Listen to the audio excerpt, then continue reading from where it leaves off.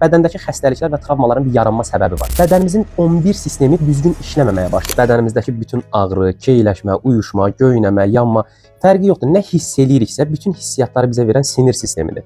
Yəni sinirdən başqa ikinci bir sistem yoxdur bizə bu hissiyatı yaşatsın. Siniri də baskıda saxlayan bizim əzələlərimizdir. Əzələlərimiz siniri baskıda saxladığı vaxt nəinki ağrılar, artıq vücudumuzun düzgün şəkildə işləməməsi başlayır. Vücudumuzun düzgün şəkildə işləməməsi dediyimiz əzələ yanıb quruduğu vaxtda, yorulduğu vaxtda, siniri baskıda saxladığında limfa sistemi düzgün işləmir, endokrin sistemi düzgün işləmir, həzm sistemi düzgün işləmir, tənəffüs sistemi düzgün işləmir, cinsiyyət sistemi düzgün işləmir. Bədənimizin 11 sistemi düzgün işləməməyə başlayır və bizim vücudumuz sadəcə əzələ sistemi çökəndən sonra başlayır. Hər birimizin ağrıması, ağırlığı, keyləşmə, uyuşma bunları yaradan əzələ sistemidir. Çökmüş bir əzələ sistemi. Əzələni necə çökdürürük? İllərlə əzələlərimiz bizə xidmət edir. Biz bu əzələlərə xidmət eləmək istəmirik. Nə idmanlarımızla, nə düzgün şəkildə qidalamamızla.